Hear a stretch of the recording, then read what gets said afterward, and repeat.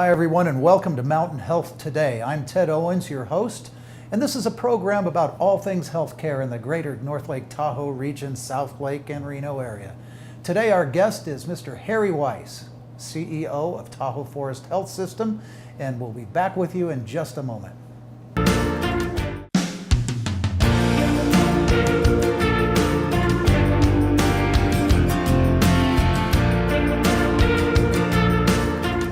Welcome back to Mountain Health Today. I'm your host, Ted Owens.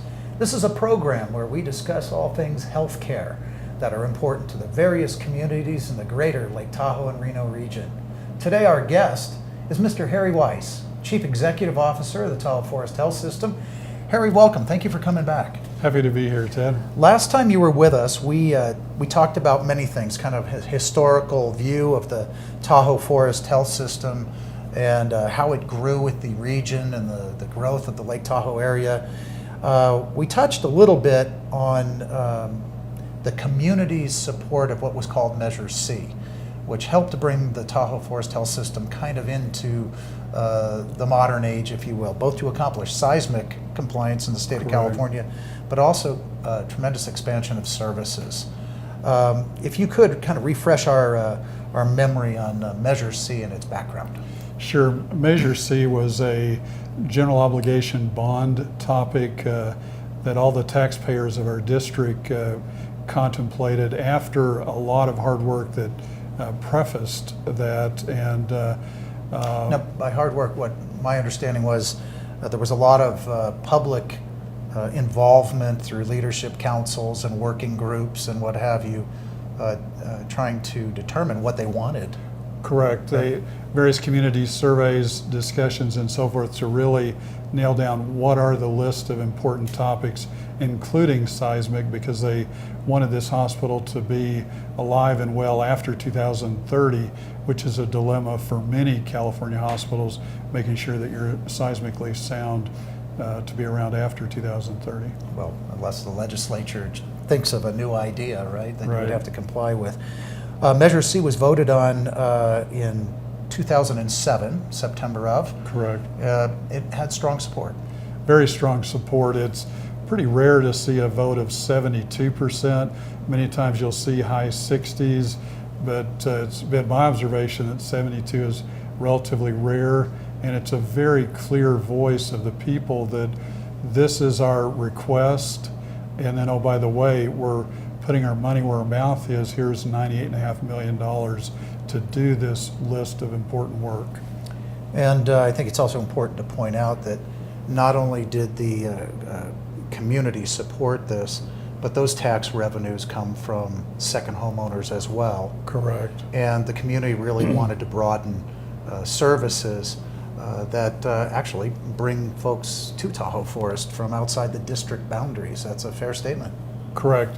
Access to great health care was a very high priority for all residents in the region.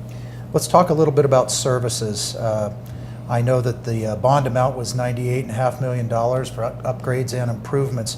Let's talk about a legacy service, which would be OB, the legacy of the Joseph family and the gift of the land and that the hospital stands on today came out of a tragedy there. There's a new women's health and newborn care facility. Absolutely.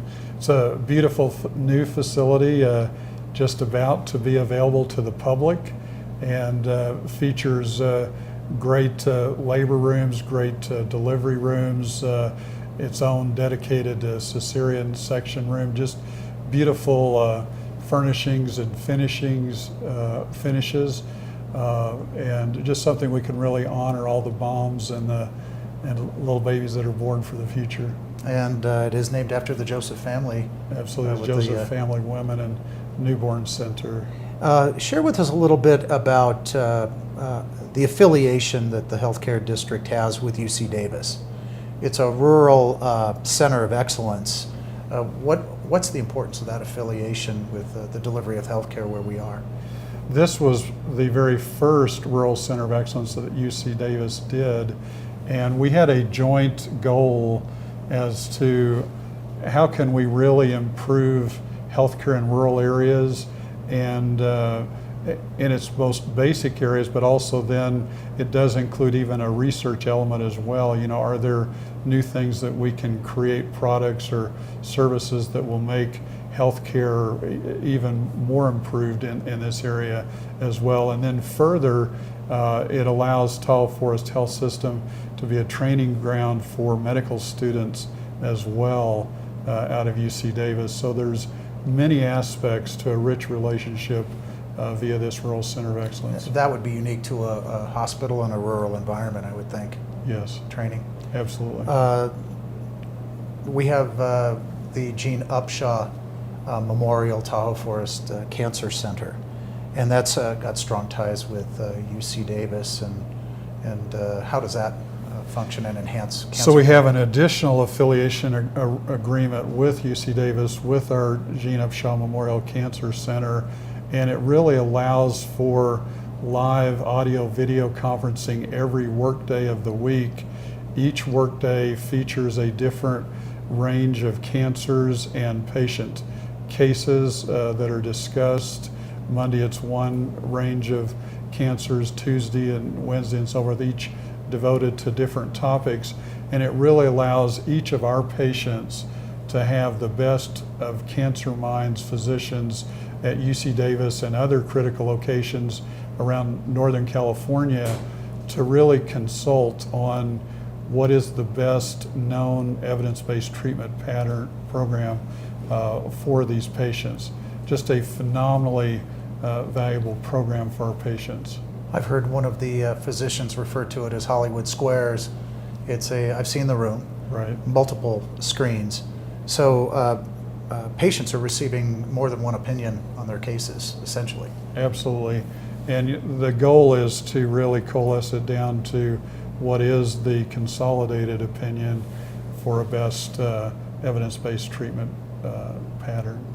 We'll come back to that in just a moment. You're watching Mountain Health Today. I'm Ted Owens, and our guest is Mr. Harry Weis, CEO of the Tahoe Forest Health System. We'll be back in just a moment.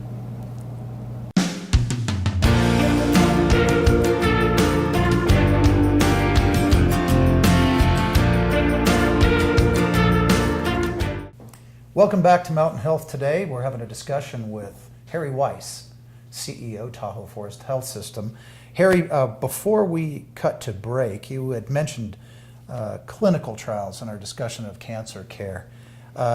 Tell me how that is an important element to the procedures. With chemotherapy services, advanced cancer centers really love having the feature of clinical trials, which are really the latest advances in cancer care, and so we're privileged that we are a full participant with UC Davis on clinical trials in cancer care. And then recently we've also signed an agreement with UCLA, which is very complementary, which gives us some additional areas of clinical trial for greater outcomes, improved outcomes in cancer care. And the Cancer Center, the Gene Upshaw Memorial Tahoe Forest Cancer Center, it really provides service to a much broader area than just the immediate district, which would be Eastern Nevada County, Eastern Placer County. Absolutely. Folks are actually traveling for care at Tahoe Forest. At least 35% of our patients come from outside the large multi-zip code region of Tahoe Forest Health System. And it really exemplifies that they're seeing great value within the Truckee area for cancer care on a regional basis. It's, I think, important to point out also the model for rural healthcare delivery that's kind of been built by Dr. Heifetz. Absolutely. Which makes it possible for people to travel perhaps to the cancer center for diagnosis purposes, but then go back home and receive their care from their primary care physician. Right. Through telemedicine. Right. And again, just a special thank you to Dr. Larry Heifetz. This was a lot of his vision originally. Very experienced physician from Cedars-Sinai came and really authored with community support and others a great cancer program, and not only accommodations so people can stay here who might need to be here, arrangements for that, but then also the telemedicine feature that you shared so that they can get care in their local community where our physicians actively engage with a local community physician so the patient can get great care in their home without always traveling to Truckee. Because prior to that, that would be their option if they were living Right. up in Plumas County to the north, Right. or Modoc. It would be the Bay Area or the Sacramento region. Where they Absolutely. virtually have to move. Right. Harry, let's go back a moment here. We were talking about obstetrics a little earlier, and the Joseph Family Center for Women and Newborn Care, which is the new facility, Yes. honoring the Joseph family and their philanthropy back in the early 50s, donation of land. It's an award-winning service at Tahoe Forest. It is, and that's our thank you back to the community. But Well, I'd like to read it. Here we have, you're a two-time Women's Choice Award recipient for America's Best Hospital Obstetrics. How rare is that?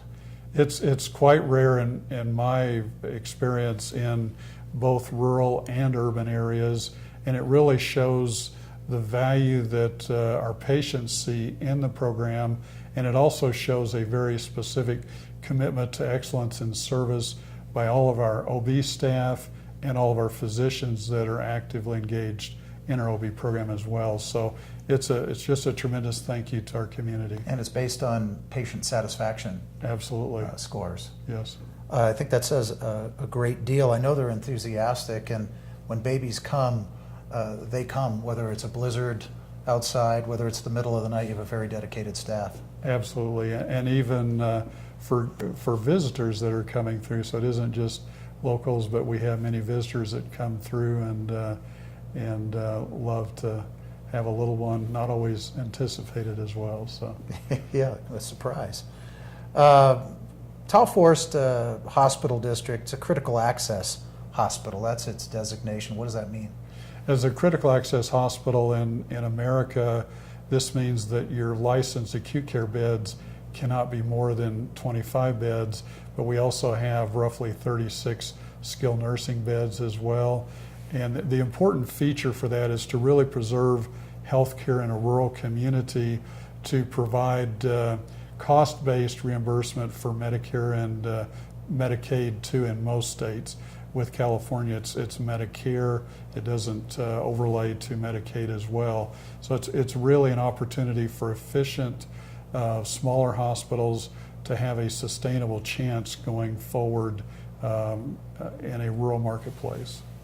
And does it appear to you, as we look in the future, and I know there's a lot of change out there, Sure. that the status of critical access hospitals will remain, or do you think that might be tinkered with?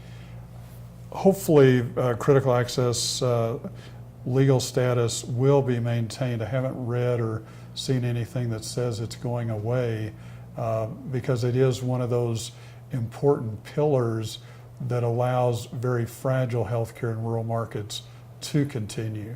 So if it were to go away, that would be a blow to rural hospitals all across America. All across the country.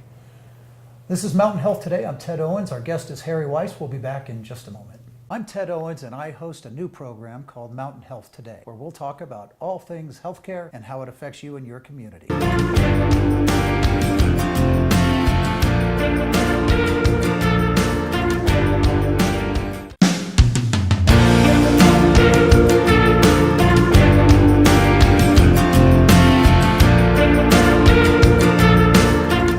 Welcome back to Mountain Health Today. I'm Ted Owens, having a conversation with Tahoe Forest Health System CEO Harry Weis.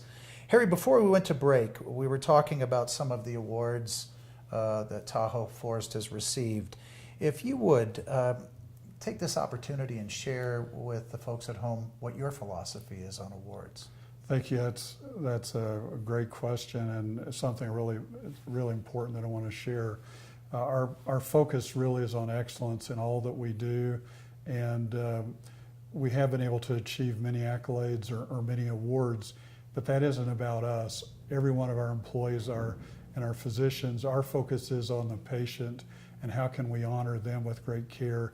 And so when we do receive an accolade or an award, that is simply a thank you back to our community for the privilege of serving them. Tahoe Forest Health Systems had a long history of engagement with the public, and I know that that's high on your list as well. For example, with Measure C, there was a great deal of output, I think around 7 or 8 months of community involvement. I meant outreach, but community involvement, Right. And learning what the community was thinking, which is quite a large amount of time. I also know that the hospital has performed community health needs assessment studies about every 3 years, and that shows you how a community is changing in terms of its needs, and it's Right. a benchmark to know if you're actually addressing those through services. Right. Fair? Correct. And so having several months of patient surveys, community surveys rather, to look at different programs that are needed and to really gel down what are the most important services that the community wants. We were able to do that. It really created the focus in Measure C, that general obligation bond issue. And then about every 3 years, as you shared, we do a community needs assessment, and that provides a lot of clarity as well. We gather data from various counties and other local sources to really understand what's working well in healthcare and what are challenges in healthcare, and then we try to put action plans in place in our community. And I'm going to come back to that. One area I'd like to point out, recently you completed the Measure C projects. There were 15 projects contained in one program, $98.5 million worth of construction during a rough economic period of time, and I see that those were finished within 1% of budget. Have you run across that in your experience in healthcare around the country? That is amazing when you look at probably a lot of this started around 2010 and then finished maybe in 2016 or early 2017. Healthcare construction costs and the architectural requirements for optimally built healthcare facilities have changed a lot over the last 20, 30 years. And so to be within 1% over this 6 to 7 year period is amazing. My understanding is some of those changes occurred while you were building. Absolutely. So a lot of adaptation. I mean, just for example, it used to cost about $100,000 per licensed bed to build, and then it went up to about $1 million per licensed bed, and then it's proceeded to about $2 million per licensed bed. So to have anticipated 15 projects and to have come within 1%, that's really unheard of. I would say so. You had mentioned community health needs assessment, going to embark on that project again. And this kind of leads into what I hope is a future program on wellness. Yes. And describe for the folks at home what a wellness program essentially is. A wellness program is really looking at how can we, in a very proactive way, help our residents, young or old, really avoid health tragedies. It's so much easier to work with individuals and help them make good choices, whether it's diet, exercise, how to have a healthy mental state. I'm smiling because I don't always make good choices. And so it is. We have a very comprehensive program, and it'll probably be hard to even just fit all that into one program, but we'd really like to share how we are engaged, probably with more than 50 organizations within our community, to really make sure that the health status of residents in our community, young or old, are on a journey of making better choices about all aspects of their life, which will just have profound positive dividends. But it's important to note that this is pushing out into community population health. Absolutely. Not in the walls of the hospital. Right. This is taking care of issues so you don't have to go. We even have a program called Blue Life in addition to others. There's what are known as blue zones around America, and it takes some time to cover all of that. So we do have a Blue zones, those are not political zones. No, these are healthy zones. I just want to be clear. There's only one in the United States, and that's in Loma Linda, California, where individuals commonly live over 100 years of age. So our deep commitment is how can we keep our residents well and keep them out of the ER for illness issues or avoid inpatient admissions for illness issues. So I think it's going to be a fun discussion to hear the many things we've got going from a wellness perspective. Look forward to that. Now, you have a philosophy on public outreach, and you spend a fair amount of time, or at least as much time as you can afford, out in the community. Why don't you tell us a little bit about what you're doing? Our goal is to really build deep and wide friendships across our community, and so they really get to know us very deeply in all aspects of our life, and those friendships, and also understanding what are their needs, what are gaps out there as we build these friendships. There are many gaps as we develop these friendships that we see, for example, in dental or mental health access. So there's many dividends of having friendships out there, and we want them to be able to call on us formally or informally, whether they have a need or not. So we are here for the community 24/7. We're that very rare, precious resource that is here 24/7 for all residents, regardless of the ability to pay. And our focus is 24/7 on all of our residents. And so it's a privilege that all of our employees and our physicians believe in very strongly. A lot of work to do. Absolutely. You're watching Mountain Health Today. We'll be back in just a moment. You've been watching Mountain Health Today. I'm Ted Owens, your host, and we enjoyed a wonderful conversation with Mr. Harry Weis, Chief Executive Officer of Tahoe Forest Health Systems. Harry, thank you for being with us today. Happy to be here. And our thanks to Lake Tahoe TV and their studio and the work that they do to help us produce this program. If you'd like to watch it at your own convenience, you may do so at tfhd.com. This is Mountain Health Today. I'm Ted Owens. Thank you for watching.